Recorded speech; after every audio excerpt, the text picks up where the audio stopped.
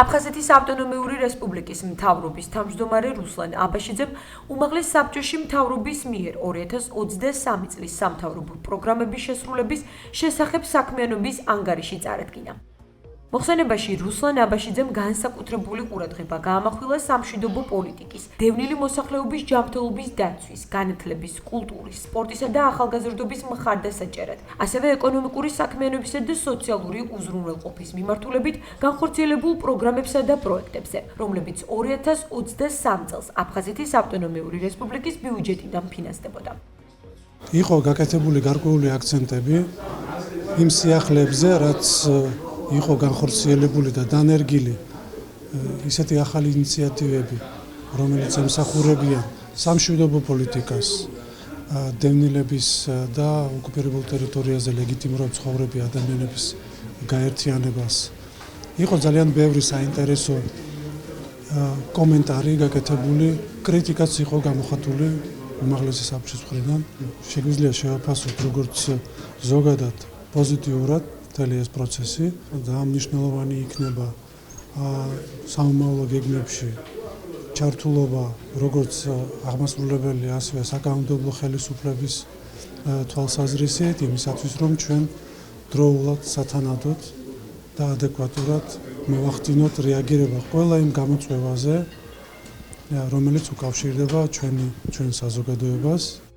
მთავრობის თავმჯდომარემ აღნიშნა, რომ საქართველოში აკრედიტებული დიპლომატიური მისიების ხელმძღვანელებთან შეხვედრებმა, ასევე არასამთავრობო და საერთაშორისო ორგანიზაციებთან თანამშრომლობის გაძლიერებამ ხელი შეუწყო როგორც დევნილი, ასევე ოკუპირებულ ტერიტორიაზე ლეგიტიმურად მცხოვრები პირებისთვის სოციალურ-ეკონომიკური პროგრამების ხელმისაწვდომობის გაზრდას. მოხსენების შემდეგ გაიმართა დისკუსია.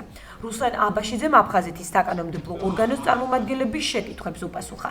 ვნახეთ, რომ ყველა მიმართულებით მთავრობას გაწეული აქვს ძალიან დიდი მუშაობა.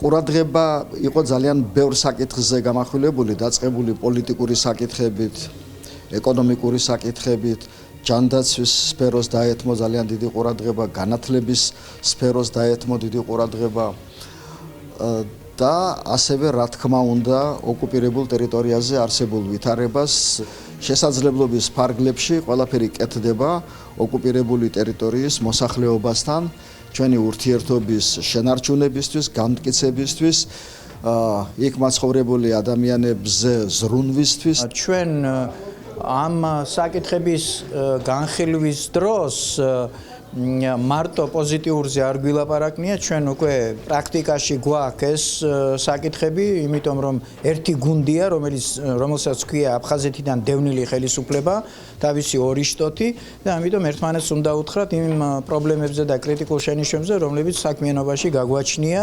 ჩემთვის სასიამოვნო იყო, რომ მთავრობის თავმჯდომარემ და დამსწრე მინისტრებმა ადეკვატურად მიიჩნიეს და მიიღეს ის რეკომენდაციები და შენიშვნები, რომლებიც დეპუტატებმა გამოთქვეს. სხვათა შორის მარტო მთავრობის წევრების და მთავრობისადმი არ გამოგვითქვამს ჩვენ შენიშვნები, თვითკრიტიკულადაც აღვნიშნებთ ბევრი საკითხი და ეს არის ის მომენტი, როდესაც ყველამ პასუხისმგებლობა უნდა აიღოს დევნილების სოციალური და პოლიტიკური დაცვაში ჩართულობის თაობაზე. შემაჯამებელ ანგარიშზე აფხაზეთის საინფორმაციო ანალიტიკური ცენტრის ეთერში დაბრუნებასაც გამოეხმაურნენ. თამაზ ხუბუამ აფხაზეთის პრობლემის საინფორმაციო უზრუნველყოფის საქმეში გადადგმული ნაბიჯებისთვის ცენტრის ხელმძღვანელსა და შემოქმედებით კოლექტივს მადლობა გადაუხადა. წლიური ანგარიშის მოსმენას აფხაზეთის მთავრობის წევრები, უმაღლესი საბჭოს დეპუტატები და აპარატის წარმომადგენლები ესწრებოდნენ.